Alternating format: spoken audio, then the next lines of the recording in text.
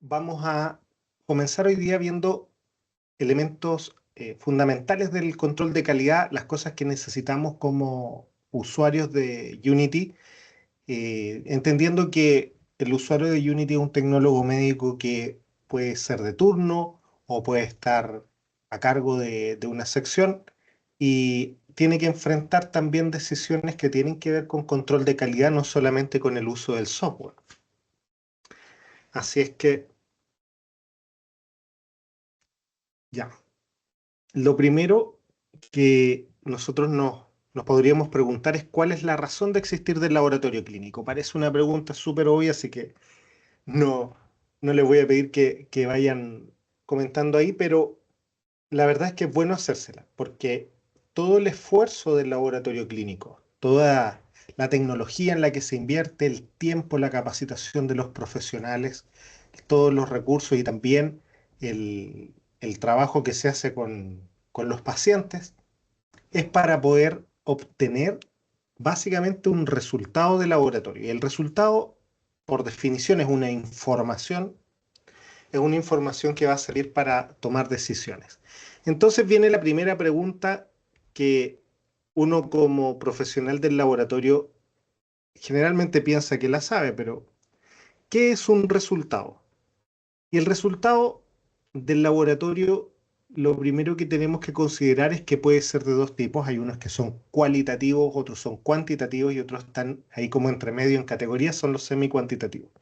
Pero más allá de esa definición, estos resultados, incluso los semi-cuantitativos y algunos cualitativos, vienen en su gran mayoría de una medición. Entonces, tenemos dos orígenes posibles de un resultado, la medición o la detección. Por ejemplo, podemos detectar un desarrollo de una colonia o la presencia o ausencia de algún elemento en una muestra, pero la gran mayoría, más del 80% aproximadamente, según la complejidad del laboratorio, incluso puede ser más, vienen de una medición. ¿Y cuál es la definición de resultado de medida? Dice, y voy a leer la definición del Vocabulario Internacional de Metrología. Esto es importante porque estas definiciones son transversales a todas las áreas de la industria, de la ciencia. Entonces, el Vocabulario Internacional de Metrología que tenemos actualmente vigente es del 2012, pero hay un borrador nuevo y algunas de estas definiciones han cambiado, se ha incorporado más elementos relacionados con el laboratorio clínico, pero en general las definiciones como estas se mantienen muy similares. Así es que el resultado es un conjunto de valores de una magnitud atribuidos a un mensurando, acompañados de cualquier otra información relevante disponible. ¿Y por qué nos vamos a la definición del resultado? Que es fundamental que como profesionales la manejemos. Mensurando, bueno, es lo que habitualmente nosotros llamamos como analito, bien, aquello que estamos midiendo. Ahora dice conjunto de valores, eso es lo que debería llamarnos la atención. Un valor es un número acompañado de una referencia que en este caso es la unidad de medida, ¿cierto? Y puse ahí uno de ejemplo, 1,0 miligramos por decilitro. Luego viene la magnitud. ¿Qué es la magnitud? Lo que estamos midiendo. En este caso es 1,0 miligramos decilitro de concentración de masa. Eso sería esta unidad. Por ejemplo, si nosotros estuviéramos midiendo en milimoles, ya sería concentración de cantidad de sustancia. Entonces, claro, nosotros esas frases las acortamos obviamente para los reportes porque hay cosas que se pueden deducir, obviamente. Ahora, la magnitud dijimos que es lo que estoy midiendo y el mensurando sería una mezcla entre la magnitud y otra información más. Por ejemplo, una creatinina sería 1 miligramo decilitro de concentración de masa de creatinina en suero venoso en ayunas, porque eso es lo que define el mensurando completo. Y claro, una cosa media larga, crea para los amigos, le podemos decir, más corto en el laboratorio entendemos, pero más allá de toda esta fraseología que hay en el resultado que alguna entendemos que es técnica, pero es importante, por ejemplo, el origen de qué es lo que estoy midiendo. La estoy midiendo en suero, la estoy midiendo en ayuna, en suero venoso. Importante. La magnitud misma es esta cosa que dice acá, conjunto de valores. Y en eso es lo que me quería concentrar un poquito más, porque aquí resumimos varias cositas de metrología, pero en el valor sabemos que es uno, es un número, y nosotros hablamos de un conjunto. Entonces, esto significaría que el resultado, más que ser, por ejemplo, uno, sería entre 0,9 y 1,1. Y eso es un conjunto de valores. ¿Qué significa esto? Que el resultado de la medición viene acompañado de algo que nosotros lo podemos entender como incertidumbre. Es decir, yo cada vez que mido algo, sé que no va a ser exactamente ese resultado. Y aunque nosotros no nos hubiésemos sabido de memoria una definición de resultado, entendemos como profesionales del laboratorio que cuando informamos un valor, no es que sea exactamente ese valor, sino que más bien, intuitivamente esto lo manejamos, es un conjunto de valores, o sea, el resultado podría estar entre 0,9 y 1,1. Ahora imagínense lo que pasaría con los clínicos si nosotros les empezamos a informar los resultados como entre tanto y tanto. Ellos pensarían quizás que es una mala calidad de resultado, pero en realidad no. Aquí va implícito algo que nosotros tenemos que incorporar hoy día en el laboratorio clínico. Ya hay una guía del ISP para que los laboratorios la estén calculando y probablemente se va a empezar a pedir que ya se empiece a calcular. Es la medida de la incertidumbre. Entonces el concepto de incertidumbre ya nos está diciendo que tenemos una cantidad de error en cada resultado. Por lo tanto, ¿de dónde viene principalmente este error? Si nosotros consideramos que la mayoría de los tests que pasamos por los autoanalizadores tienen una muestra de origen, obviamente, que si nosotros entendemos que es homogénea, va a ser procesada por una cantidad de mecanismos que tienen que ver tanto con la mecánica, con la hidráulica, con la electrónica, con la física, con la química. Hay temperaturas involucradas, hay volúmenes de medición y lecturas, detecciones de longitudes de onda, en algunos casos, en otros casos impedancia, y así. Cada paso de estos van sumando una cantidad de imprecisión que se van superponiendo y finalmente nosotros con esta suma de variables vamos a tener un resultado. Por lo tanto, el resultado está afectado obviamente por el proceso de medición y por algún otro componente, pero el, el hecho de que pase por todas estas variaciones a nosotros nos da evidencia de que no importa qué tan precisa sea una técnica, siempre va a tener algún rango de variación.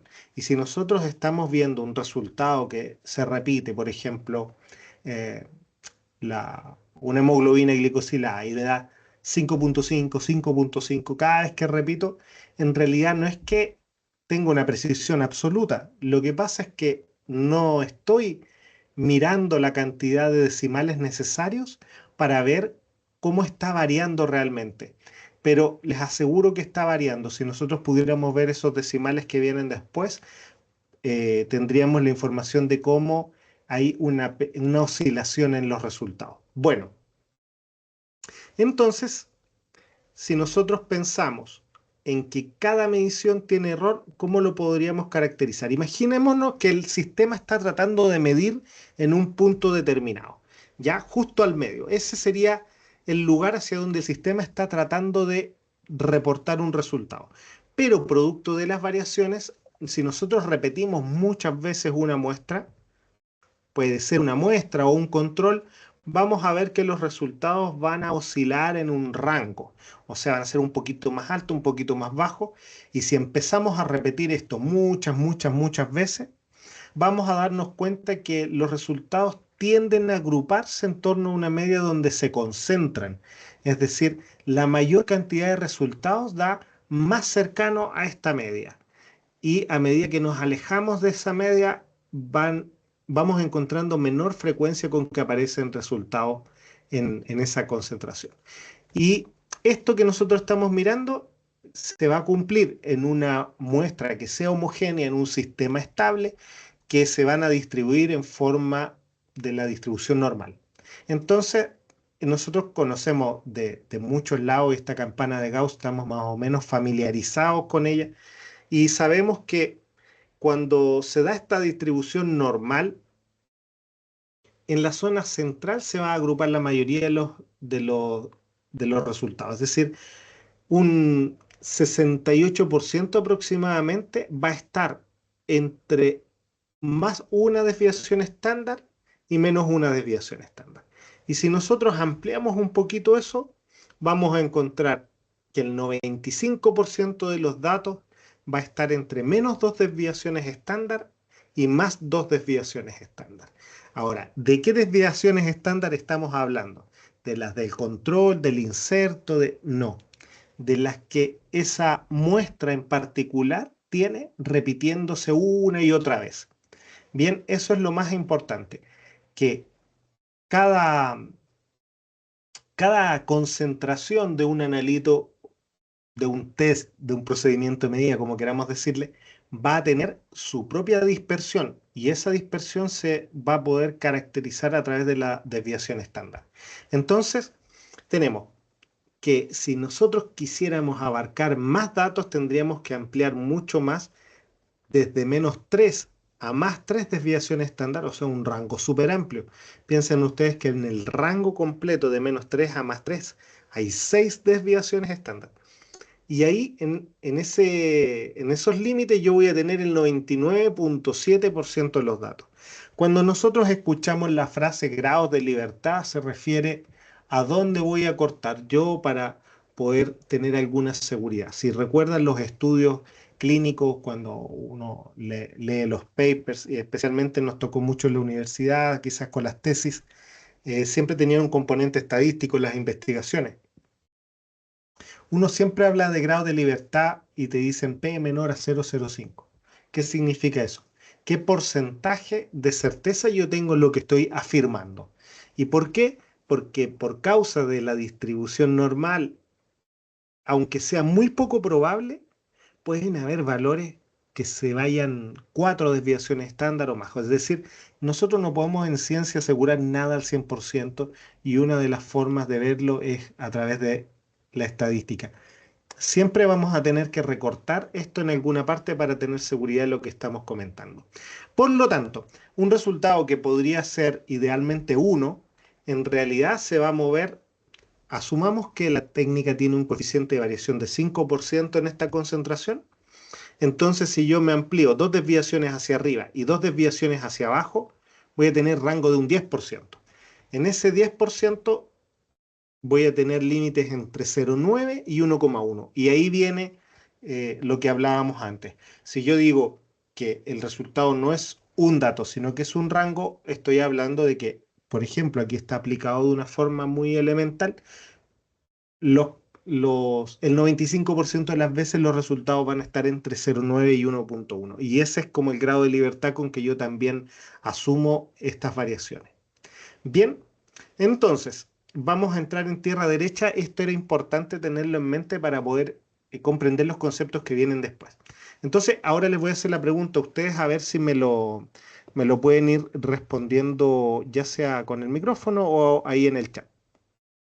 Bien, si nosotros tuviéramos que definir un objetivo para el aseguramiento de la calidad, ¿cuál sería? Les voy a dar las opciones. Eh, el primero, que ningún resultado tenga error. Ustedes digan si están de acuerdo o no están de acuerdo con esa afirmación. ¿Qué creen? ¿Este podría ser el objetivo del aseguramiento de la calidad? ¿Que ningún resultado tenga error?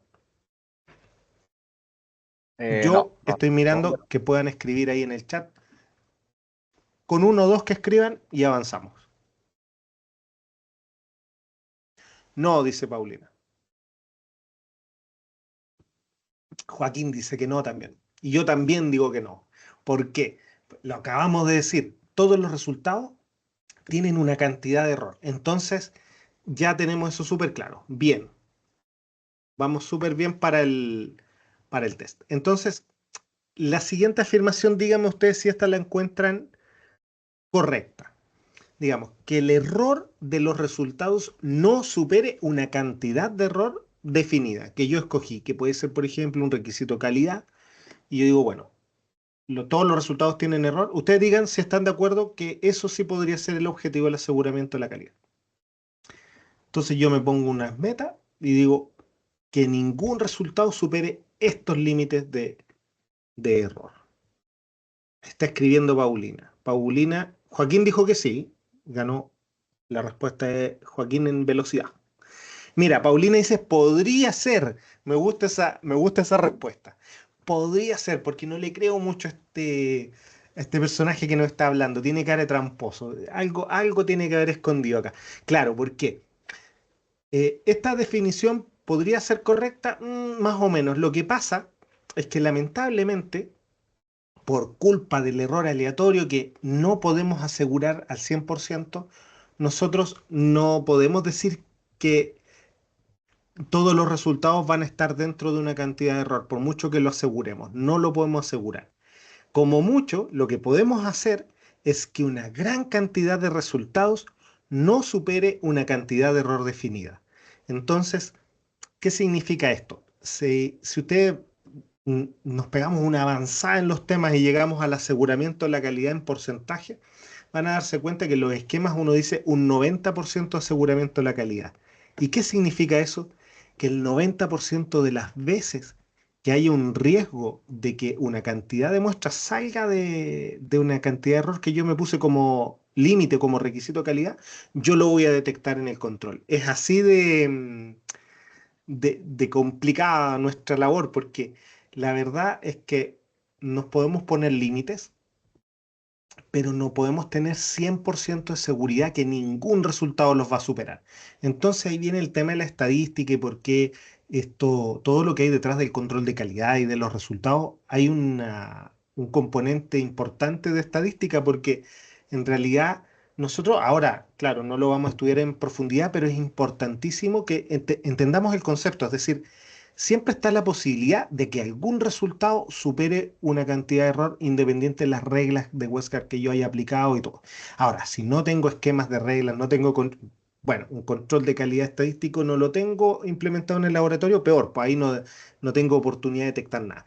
Pero esta definición es importante que la tengamos en cuenta porque a partir de esa idea es que nosotros vamos a poder construir el, el esquema de control de calidad que necesitamos implementar en el laboratorio.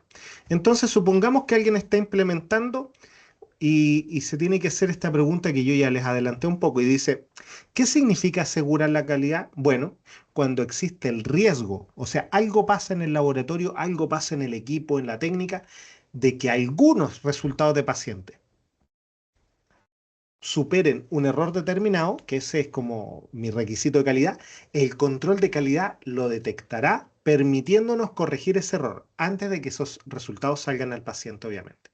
Entonces hay palabras clave aquí. El riesgo. ¿Cuánto riesgo? ¿Cómo saber a qué cantidad de error estoy arriesgándome? Algunos resultados de paciente. ¿Cuánto? Bueno, el 5% si es seguro al 95%, el 10% si es seguro al 90%. Todo esto va en cálculos y estimaciones, que no las vamos a mirar ahora en detalle, pero lo importante es que tengan idea de que esto es lo que está resolviendo la estadística que va por debajo de la máquina que nosotros vamos a echar a andar. Entonces, dice que superen un error determinado. Ese error determinado es el requisito de calidad. Ya habrán escuchado un montón de requisitos de calidad porque eso está muy de moda, sobre todo desde la acreditación para adelante, que tenemos que definir requisitos de calidad para cada test. Y tiene todo el sentido del mundo porque lo primero que tengo que saber es el requisito de calidad para poder tener un marco de referencia. Luego, el control de calidad lo detectará. Ya, esta es la parte sumamente importante donde cada profesional tiene un rol vital. De hecho, es donde más se generan errores de la parte analítica y es en el esquema de control. Va a haber un esquema de control definido de acuerdo al desempeño de cada determinación que a mí me va a permitir detectar, de acuerdo a toda esta estadística, que no necesito saberla, lo único que necesito saber es cómo identificar los errores y cómo corregirlos. Entonces, ese esquema bien aplicado lo va a detectar ¿para qué? Muy importante, para corregir el error. Entonces ahí viene algo que podría ser el plan de acciones correctivas, que en algunos laboratorios lo tienen, que significa que cuando un control no da, por ejemplo, el profesional que está a cargo sabe qué hacer. No es como cada uno resuelve a su pinta, el que quiere repite el control, hay uno que son calibrador compulsivo, cualquier cosa calibra. En el, hay otros que son calibrafóbicos, le vamos a poner, que no calibran nunca. Ojalá no toquen los test, ojalá no toquen el reactivo. Entonces, no puede ser que cada profesional tenga como demasiada libertad en su estilo de resolver los errores. Lo que pasa es que si nosotros tenemos previsto los tipos de errores que se pueden presentar, podemos dar un paso más y decir, ya, frente a este problema va a ser esta la forma de corregirlo y de esa forma armonizar el trabajo de los profesionales del laboratorio, entender que somos un equipo de trabajo, a pesar de que hay un solo tecnólogo probablemente trabajando en una máquina al mismo tiempo, pero es un equipo de trabajo con sus colegas que reciben el turno o que lo entregan o que trabajan en una rotación. Ahora, ¿cómo funciona el error? Que son conceptos que en cada curso de calidad aparecen, pero es bueno repasarlo. Nosotros tenemos unas poquitas propiedades que tiene el desempeño analítico que necesitamos determinarlas para poder entender la naturaleza del error. Imaginemos que cada vez que hacemos un examen, nosotros estamos como este colega que aparece ahí apuntando. Esto siempre lo hacen con flecha, nosotros lo hemos querido modernizar y lo hemos puesto aquí con un rifle. Así es que está tratando de apuntar a un centro, ¿cierto? Ahora, la veracidad sería esa capacidad que tiene el, el procedimiento de medida de apuntar al centro, al lugar correcto, o sea, al resultado correcto. Eso sería la veracidad. Y la precisión significaría apuntar siempre al mismo lugar, es decir, cada vez que repito una medición se va a mover alrededor de una cantidad de valores y es lo que estábamos viendo al inicio de la presentación. Y la exactitud, que es la combinación de ambas. O sea, exactitud es que el resultado de bien, básicamente, en términos cortos. Ahora, ¿cómo medimos esto? La veracidad, evaluamos la falta de veracidad a través del sesgo o bias. Según el, el producto que yo esté ocupando, me va a aparecer en español o en inglés. Entonces, esto del sesgo es todo un tema porque tenemos que compararnos, tenemos que ver de dónde sacamos el valor que se supone que es verdadero, quién tiene la verdad. Eso es un tema casi filosófico. Pero tenemos mecanismos para poder asumir valores como verdaderos y sacar esa estimación. Luego, la precisión, que esto es archiconocido, el coeficiente de variación que describe el grado de imprecisión que pueda tener un sistema. Y la exactitud hoy día la estamos midiendo a través del error total. El error total es una forma de cuantificarlo. Hay otras también, en algún momento se ha usado como incertidumbre también. Según cómo se use la fórmula, nosotros podríamos asimilar esos indicadores. Por ahora, el error total es lo que está vigente y de esa forma nosotros podríamos describir el grado de exactitud. Entonces, viéndolo de esta forma, la mezcla de veracidad y precisión nos da un sistema exacto. Si yo tuviera precisión, pero no tengo veracidad, se vería de esta forma. Varios valores se repiten y están muy cercanos entre sí, pero están alejados del valor verdadero. Una cosa extraña es que no tenga ninguna de las dos, o bueno, no sé si tan extraña, pero... Y aquí solamente hacer la mención de que esto puede pasar, por ejemplo, en los controles externos. Si yo tengo un sistema que, además de estar eh, con falta de veracidad, está impreciso, o sea, en el fondo tiene una inexactitud por todos lados, van a haber ocasiones en que los resultados casualmente se acerquen al valor verdadero. Entonces, una interpretación errónea a veces en estos programas externos es que yo diga, ah, mira, en tal fecha me dio bien. Quiere decir que estábamos bien y ahora estamos mal. ¿Qué pasó entre medio? Puede que no haya pasado nada y que siempre hayamos estado mal, solo que por casualidad dio cerca, porque tengo una dispersión amplia. Entonces, ese tipo de cosas tengo que darle un segundo análisis para poder aplicarlas bien. Luego, algo que sí sería extraño es que yo tenga veracidad o sea, el sistema está apuntando al lugar correcto, pero es muy disperso. Eso se podría dar como que yo tenía el sistema funcionando bien, calibré y luego hubo una falla, se tapó una sonda y ahí entró una burbuja, qué sé yo, que empezó a afectar el sistema y ahora está variable, pero la calibración estaba bien hecha, ya, supongamos. Bien, ahora, como herramientas para obtener eso, la veracidad lo podemos obtener de la intercomparación con un grupo par. Eso lo podríamos profundizar mucho más, pero por ahora nos quedamos con esa idea de la intercomparación. Luego, la precisión, vamos a tener una acumulación de datos y eso nos va a servir el control interno diario. En el caso de la precisión influye mucho el periodo de tiempo, pero por razones obvias. Si yo tomo una muestra, un control, lo repito 20 veces dentro de un día, voy a tener algo que casi no contempla variables. Es decir, ahí no hubo cambio reactivo, no hubo cambio de tecnólogo, no hubo cambio de nada. Eh, lo más probable es que ese valor de coeficiente de variación sea pequeño y a eso le llamamos repetibilidad porque es cortito y evalúa muy bien el desempeño de la máquina como tal. Ahora, en el control interno diario, si yo junto datos, por ejemplo, por 20 días, ¿qué voy a tener? Que en el camino tuve cambios de profesionales, tuve alguna calibración, algún cambio reactivo, y eso va a ser más representativo de lo que ocurre en el sistema realmente.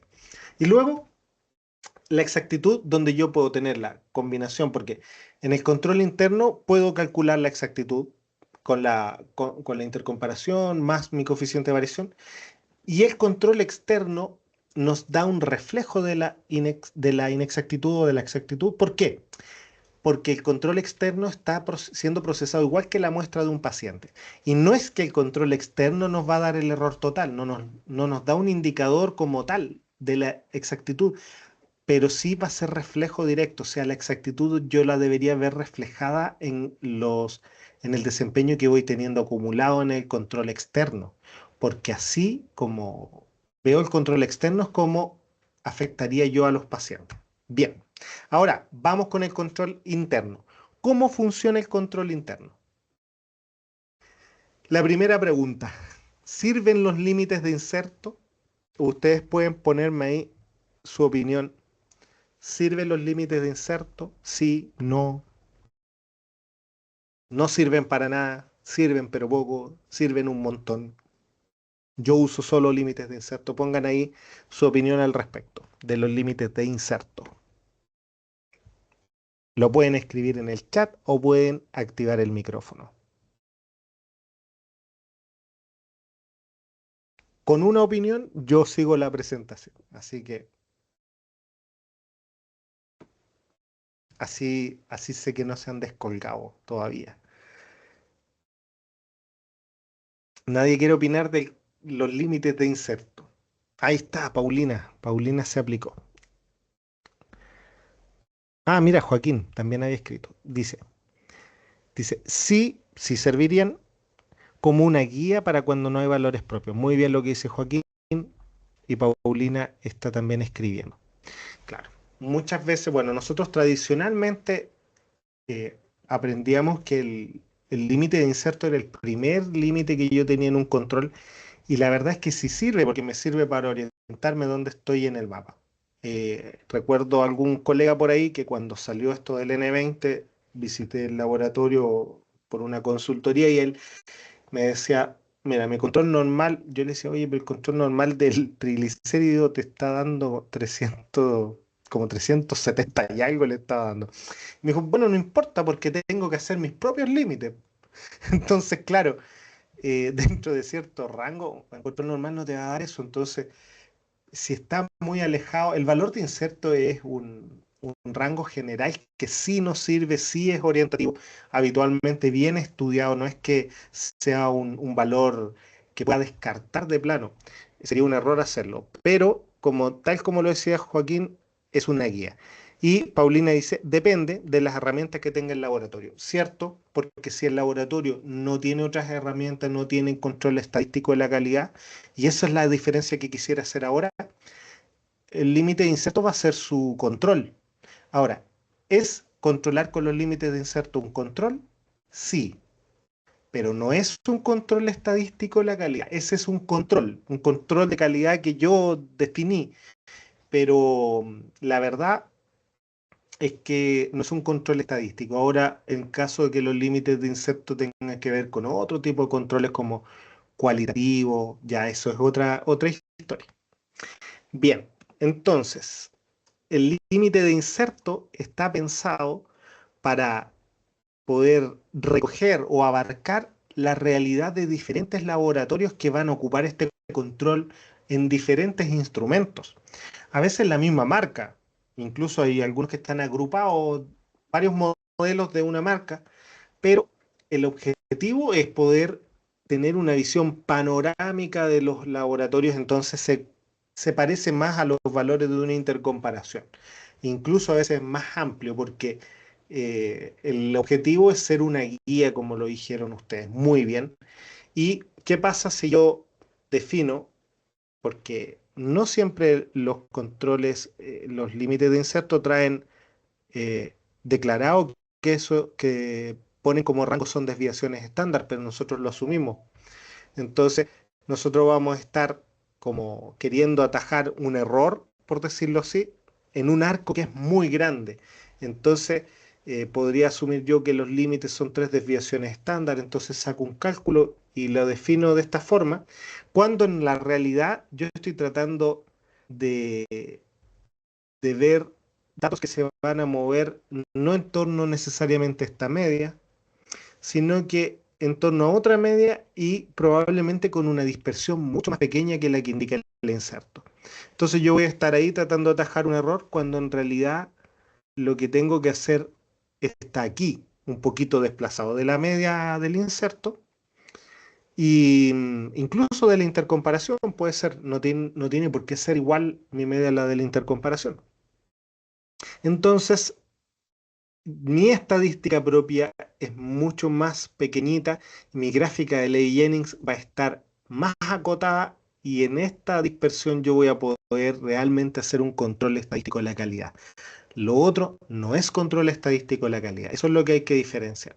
Entonces, como ustedes saben, y aparece en el dibujito, aquí el reflejo de esta distribución normal se va a ver en la gráfica de Levy Jennings y nosotros vamos a tener gráficos que sean como de esta naturaleza, por ejemplo, uno de cada tres valores saliéndose de una desviación estándar.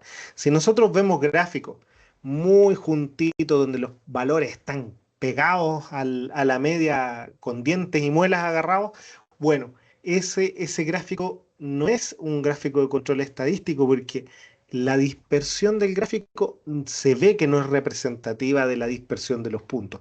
Lo normal es ver gráficos así como este, que los puntos se dispersan entre sí lo necesario. Bien, entonces, vamos a tener un caso. Este va a ser nuestro caso número uno y único por esta ocasión. Tenemos una bilirrubina total, su coeficiente de variación es de 3%, la regla de control que tenemos fija es 1,3S. Esa es la única regla de control que hay para este test. Y ocurrió que hubo un cambio de lote de reactivo durante el turno. De hecho, ahí está la foto con una actitud muy sospechosa, debo decirlo. Porque eso, bueno, le da emoción al caso, ¿no? Y hubo una calibración. O sea, cambiamos de lote reactivo, pero hubo una calibración. Y era la última alícuota. De hecho, ahí está la foto de la alícuota. Y bueno, las fotos no importan en realidad. Y el caso es un caso demasiado típico de novela policial del laboratorio clínico, que todavía no se ponen de moda, pero cuando se pongan de moda va a ser un caso muy típico. ¿Por qué? Bueno, porque es bilirrubina, se deteriora particularmente en el tiempo. La última alícuota significa que fue hace rato que quedó ahí. Entonces la resolución del caso yo ni le voy a pedir que me la resuelva porque ya yo creo que lo tienen en mente. Es que el calibrador está deteriorado. Entonces hubo la calibración y ¿qué pasó después de la calibración? Que la curva de calibración que quedó desvía los resultados un 6% más arriba. Ya le estoy dando todos los datos. Entonces pensemos esto. Se deterioró la bili, la procesé con una referencia que hace provoca que los resultados sean más altos. ¿Por qué? Porque el patrón tenía menos bilirrubina, entonces yo le estoy levantando la curva. Ahora, todos mis resultados de pacientes, de controles, van a estar un 6% más altos. Y lo hemos definido así para que sea fácil de resolver también. Digamos en las dos concentraciones por igual. ¿Qué vamos a encontrar con un caso así? Debería salirse el control, tengo la regla 1.3S. Esto es sumamente importante que nosotros lo podamos visualizar, porque tengo mis propios límites de control, más acotados que los del inserto. Tengo claramente un caso del libro. Se me desplazó, dijimos que era 3% el coeficiente de variación, o sea, una desviación estándar es 3%. Por lo tanto, 6% significa que la desviación de mi sistema analítico está justo al medio de las dos desviaciones estándar, o sea, hasta ahí. Está apuntando dos desviaciones estándar hacia arriba. La pregunta es, ¿lo vamos a detectar o no? ¿Qué dicen ustedes? ¿Lo vamos a detectar si procesamos controles? Bueno, la, si quieren escriben, ¿eh? O hablan. De pronto, está bueno, yo estoy mirando ahí si es que escriben algo. Entonces, lo primero que tenemos que considerar, recuerdan que la dispersión no ha sido afectada, por lo tanto, los valores que vamos a obtener en controles, en muestras, en lo que sea, van a estar comportándose de esa manera. ¿La recuerdan? O sea, se van a distribuir en una distribución estándar de normalidad. Entonces, ¿qué pasa? Que, primer concepto, la mitad de los valores, aún con un error sistemático de dos desviaciones, la mitad de los valores va a caer por debajo de las dos desviaciones. Incluso se fijan, algunos van a verse alrededor de la media. Uno que otro descarado va a dar más bajo que la media. Entonces, miren, la mitad de los valores supera dos desviaciones. Ya, primer concepto. Ahora hay una cantidad de valores específica que ven aquí que van a superar 1.3S, que es la regla que yo tenía. ¿Cuántas? Esto se puede calcular. Yo no les voy a decir cómo ni vamos a entrar en el cálculo, pero les voy a dar los datos para que tengan una idea. Si yo pasara un control solamente, uno de cada 6,3 veces, ¿ya? Lo cual es relativamente bajo. Ok, Carlos, pero nosotros no procesamos un control. Nuestra corrida de control siempre son dos niveles. Entonces el colega del turno, que su identidad ha sido omitida para no afectarle, nosotros sabemos que calibró y que controló. Por lo tanto, ¿qué posibilidades tenía él de detectar a través de la regla 1.3S ese desplazamiento? Uno de cada 3,4 veces. Esto de los decimales, incluso si yo lo pongo en porcentaje, es menos intuitivo. Por eso lo estoy poniendo en una de cada cuantas veces. Para que se hagan una idea, esto es lo mismo, 3,4, es casi 3,5, vamos a redondear. Y juguemos al multiverso. Si esto pasa en 7 laboratorios al mismo tiempo, el mismo test, la misma cantidad, yo lo voy a poder detectar 2 de cada 7. O sea, de 7 laboratorios en los que está pasando al mismo tiempo esto, en 2 de ellos, cuando corran su corrida de 2 controles, nivel alto, nivel normal, puede ser, en 2 de ellos la van a detectar, o sea, les va a salir 1.3S. ¿Qué les parece? Suena a que bajo puede ser, no estamos aquí para juzgar a la regla 1.3S, pero claro, eso pasa por sí sola. Entonces, la verdad es que con un error como este, que yo lo encontraría que es alto, voy a poder detectarlo si paso dos controles, uno de ellos va a salir de 1.3S y yo voy a tener una regla de rechazo, y eso va a pasar de 7 veces que ocurre esa misma situación, en dos de ellas las voy a poder detectar. Entonces, ¿qué es importante acá, sobre todo al nivel de una persona que pasa controles todos los días y los revisa? Lo primero es entender que, dada esta situación, es que se inventó el esquema de control basado en multirreglas, es decir, vamos a aplicar otras reglas, como por ejemplo podemos poner la famosa regla 2.2S, nos puede servir. ¿Por qué no ponemos 1.2S? porque 1 2 veces nos daría demasiado falso rechazo, es decir, condiciones normales en que tenemos rechazo, eso no, y eso no, uno no puede vivir con eso. Entonces, ¿qué pasa? Que los esquemas de control te permiten tener varias reglas que son por sí solas poco probables de ocurrir, pero en combinación nos aumentan. Aquí, si mal no recuerdo, es, sube a cada 2,6. Ah, creo que lo tengo ahí anotado, sí. Por ejemplo, supongamos que yo aquí no tengo solo la regla 1,3S, sino que tengo 1,3S y 2,2S, ya me mejora la capacidad de detectarlo a 1 cada 2,6 veces. O sea, de 3,4 mejoré un montón. Es como un cuarto de las veces y eso, que parece poco, es harto, mejora. Y si tengo más en este esquema multiregla, voy a poder detectar mejor. Y otro factor súper importante para las personas que procesan control todos los días, porque yo he escuchado esto y a lo mejor es una práctica común más de lo que pensamos. ¿Qué pasa si repito el control?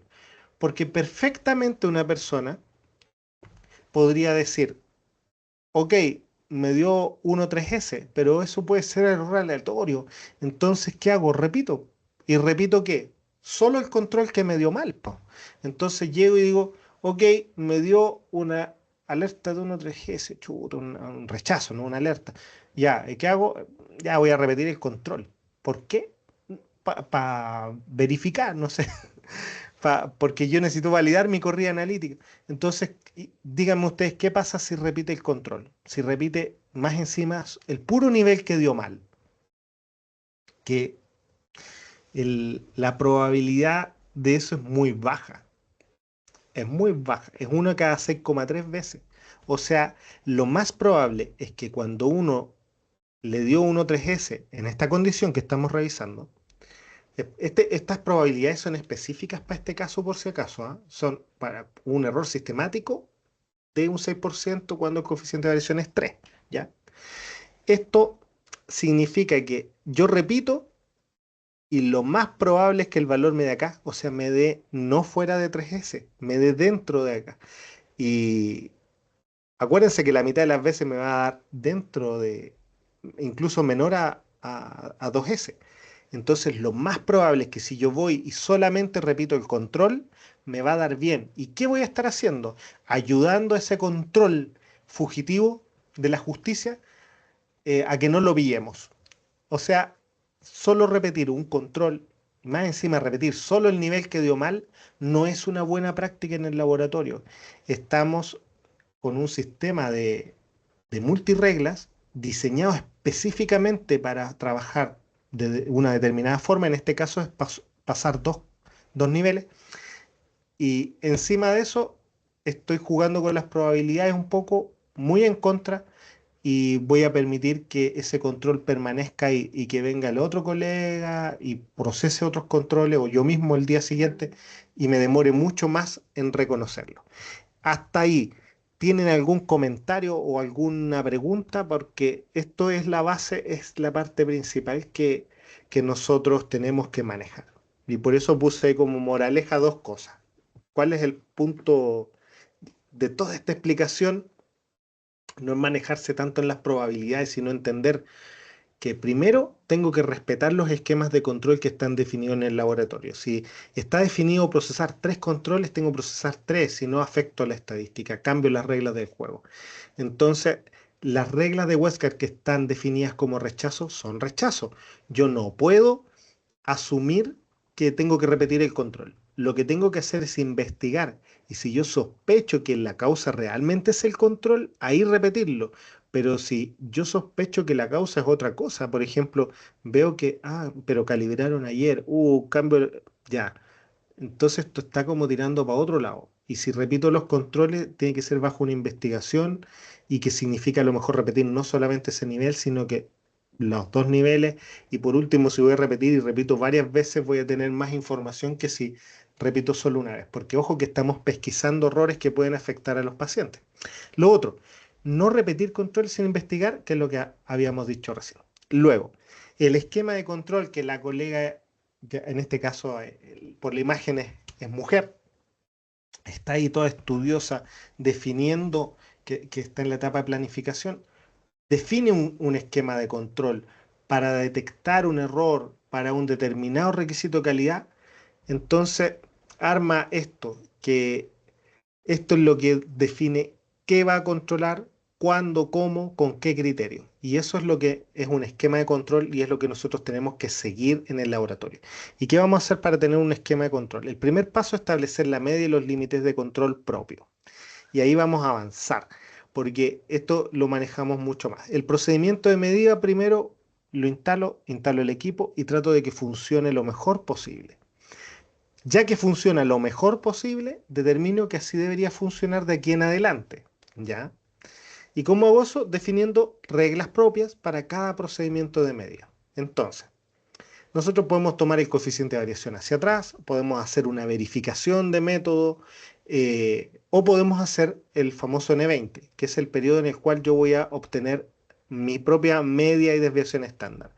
Luego de definir los propios límites, que son mi media propia, las medias requieren un pequeño grupo de datos. Por ejemplo, se aplica mucho en hematología que yo pueda definir la media con 8 datos nomás, no con 20, porque la media es predictiva, es decir, si yo proceso 3, 4 controles, ya el promedio va a ser muy parecido al promedio que voy a tener en 100 datos.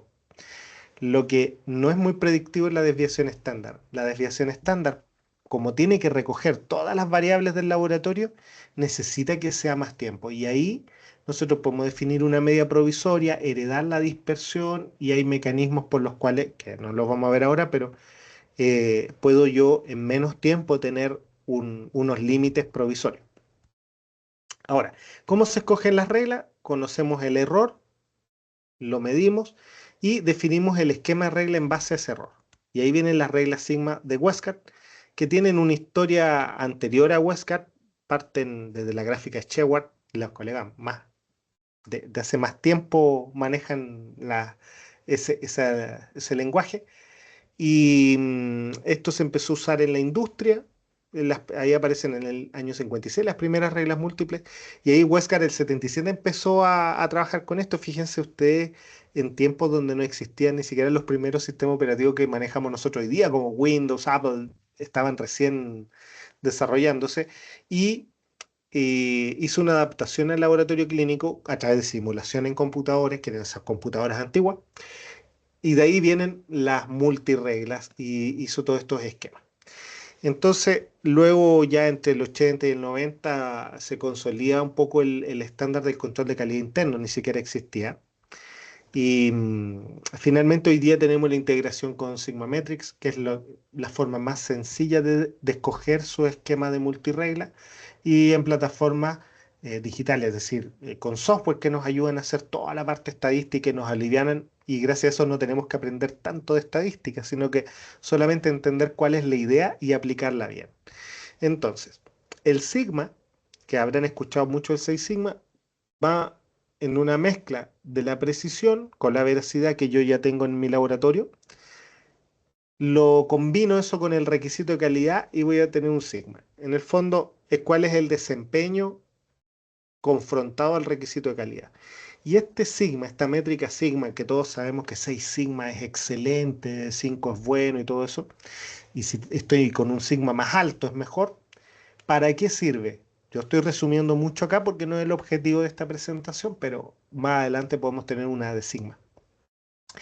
El sigma es re importante porque me va a permitir una medida estándar, no importa el test, no importa el requisito de calidad, no importa su precisión, no importa su veracidad, es un número, un sencillo número que me permite a mí ponerle una nota al test, por decirlo así, y decir, ya, este test está 6 sigma, lo cual está perfecto, yo puedo aquí poner una regla de 1.3S y estamos listos, con 1.3S, pero es que el Carlos me dijo que no iba a detectar, sí, pero es que para este requisito de calidad no es relevante. Para este requisito de calidad, lo que nos interesa es detectar este tamaño de errores y entonces voy a aplicar un 3S con confianza. Si es así, no hay problema. Y por eso nosotros tenemos que confiar en el esquema de controles. Bueno, el Sigma entonces nos va a dar ese esquema de reglas que nos permiten detectar los errores que van a afectar a los pacientes. Y hay unos esquemas, como unos algoritmos, donde si yo estoy que es lo que les decía antes. 6 sigma, por ejemplo, 1, 3S. 5 sigma, ya aplico 1, 3S, 2, 2S, R, 4S. Si estoy 4 sigma, le agrego otra regla más y 3 sigma le agrego otra más. Entonces, esta regla, esta es la versión más sencilla. O sea, después de estudiar mucho este tema, llegaron a estas conclusiones como para los laboratorios que tenían menos capacidad de hacer análisis profundo, algunos no tenían ni siquiera software. Entonces, con esto ya podían acceder a un esquema de multiregla. Y un repaso rápido, la regla 1.3S, ustedes la conocen, esto lo vamos a ver en Unity todos los días, va a aparecer cuando un valor supera tres desviaciones estándar, hacia arriba o hacia abajo, independiente de lo que vino antes, sí. La regla de rechazo es esta. Esta es la más común, la más conocida y la más complicada de abordar quizás. Entonces, la regla 2.2S, que es dos valores consecutivos que se salen de dos desviaciones estándar. Y esta regla involucra dos valores. ¿Qué significa esto? Que puede ser, por ejemplo, que el nivel normal y el patológico se combinan y entre los dos salen de 2S, eso es 2S. O sea, puede pasar dentro de la corrida. También puede pasar entre corridas, es decir, el control de ayer dio dos desviaciones estándar por sobre. Y el de hoy día, de nuevo, dio dos desviaciones, ese es 2S. Otra cosa importante, ¿cuál es el punto que se rechaza? Y a veces hay confusión en esto. Algunos dicen, bueno, 2S, rechazo los dos puntos. Pero la verdad es que no puedo. ¿Por qué? Primero que todo, el 2S de ayer no me sirve como hacer rechazos hoy, porque era para validar la corrida analítica de ayer. Por lo tanto, no puedo volver en el tiempo y rechazar las muestras de ayer. Por lo tanto, no tengo cómo rechazarlo, cómo sacarlo de la estadística. Y finalmente, un 2.2S por sí solo no era una regla de rechazo, así que no corresponde rechazarla.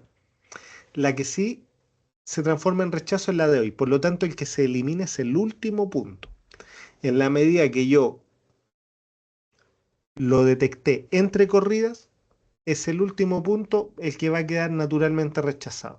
Si yo lo detecté en la corrida actual, muy probablemente yo voy a tener que hacer acciones correctivas y luego voy a repetir ambos controles. Como repito ambos controles, ese otro punto del otro nivel que dio 2S, que por casualidad lo pasé primero y este otro después, también lo voy a terminar rechazando. ¿Por qué? Porque no es el control con el que validé la corrida. Yo hice una cantidad de cosas y ese control ya no vale, no sirve. Así que en esos casos yo puedo manualmente también atacar aquí, porque ese punto ya no estaba validando esos resultados de paciente. Espero que esta parte no cause confusión, pero si ustedes tienen una duda o un comentario respecto a esto en particular, sería el momento de hacerlo porque es bueno tenerlo claro. ¿Tienen algún comentario? Sí, no, hay poco tiempo, voy a avanzar. Avanzo nomás. Listo. Que nos queda como un tercio de la presentación. No, nos queda mucho menos en realidad si tenemos tiempo, pero eh, esto lo manejaban ustedes, lo tenían claro. También me sirve a mí para saber cuánto habría que profundizar en este tema de la regla. Así que si hacen un comentario ahí, se los agradeceré. Sobre todo mis alumnos estrella que son Joaquín y Paulina, que son los que han estado comentando todo el rato. Bien, por mientras paso a la siguiente. La regla R4S. Da lugares a confusión. No vamos a discutir tanto en profundidad, pero se trata de que haya una distancia en el fondo es un 2.2S, pero hacia lados diferentes. O sea, se me sale 2.2S hacia arriba uno y hacia abajo el otro. Entonces son dos desviaciones estándar que superan los últimos dos puntos, pero en dirección opuesta. Y claro, esta regla, que estadísticamente es tan poco probable que se dé por casualidad como la anterior, lo que representa es un error aleatorio, no un error sistemático. Entonces es una naturaleza completamente diferente. De hecho, por temas diferentes temas, esta regla solamente se evalúa en la corrida analítica. No me sirve si es el punto de la corrida anterior y es el nuevo. Y así los evalúa Unity por si acaso. Si ustedes tienen una figura así, dice, oye, no lo rechazó porque pasó entre medios, o sea, entre dos corridas diferentes. Así es que eso es importante considerar. Esto solo se analiza dentro de la corrida. Siguiente, 41S.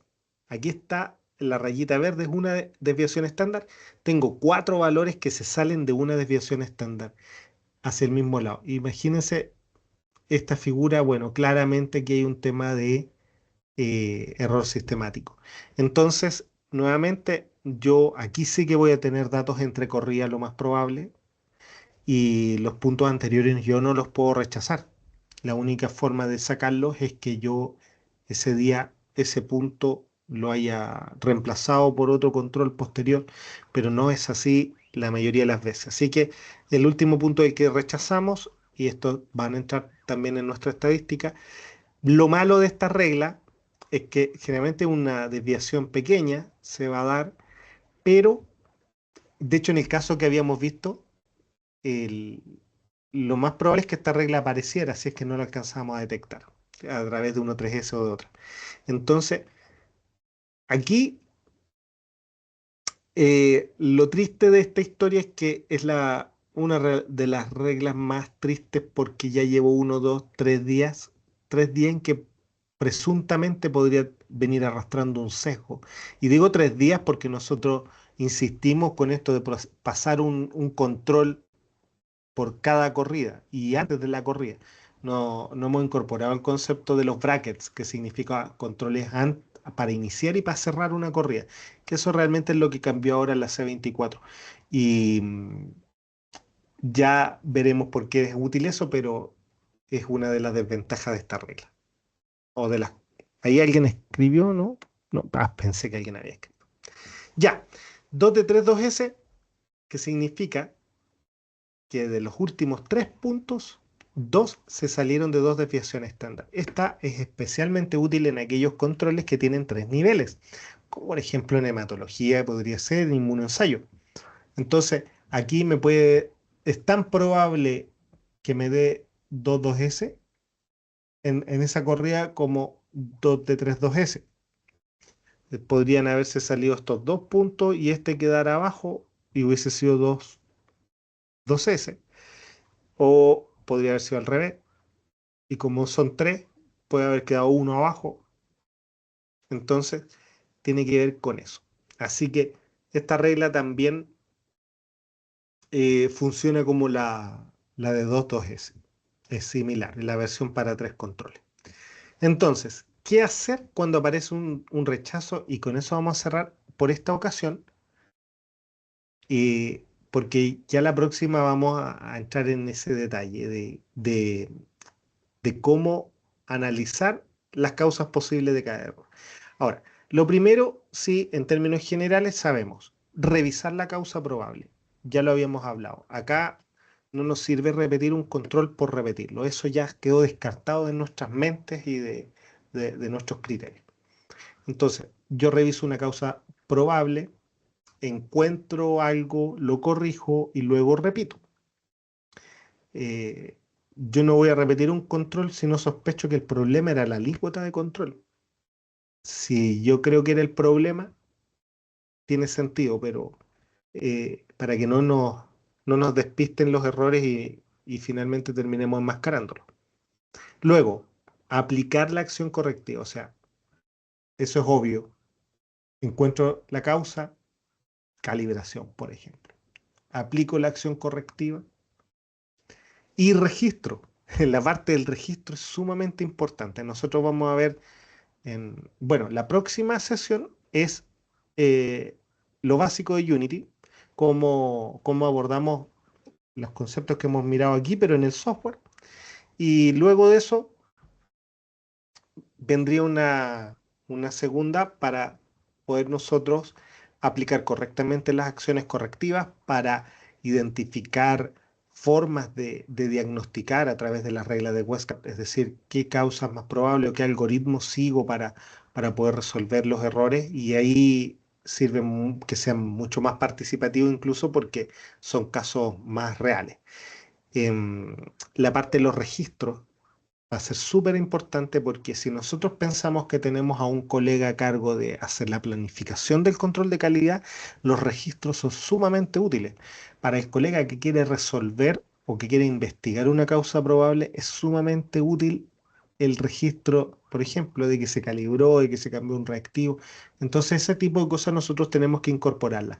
A veces incorporamos un software que tiene un montón de registros y cosas, pero no es suficiente registro y necesitamos algunas otras herramientas para nosotros poder resolver correctamente cuando tengamos un problema de control de calidad. Bien, ahora viene la parte publicitaria. Pueden visitar ustedes nuestro sitio web, galenica.cl. Estamos eh, celebrando aniversario número 40. Imagínense cómo va a ser eso. Esto va a salir en la grabación. Bueno, en el sitio simpleqc.com estamos subiendo material eh, relacionado con calidad y herramientas y recursos para que ustedes puedan buscar algunas cosas. También hay una cuenta de Instagram donde estamos subiendo material relacionado con calidad en el laboratorio, que es un nicho muy específico, no son miles de millones de seguidores, pero la verdad es que pueden encontrarse con información importante ahí si quieren seguir esta cuenta. Y también en LinkedIn. Así que les agradezco mucho y pasamos a ver si es que hay alguna pregunta que ustedes quieran hacer respecto al tema que compartimos hoy día. Muchas gracias por atender esta charla. Desde el equipo de calidad de Galenica, esperamos haber aportado a la experiencia de su laboratorio clínico. Hasta pronto.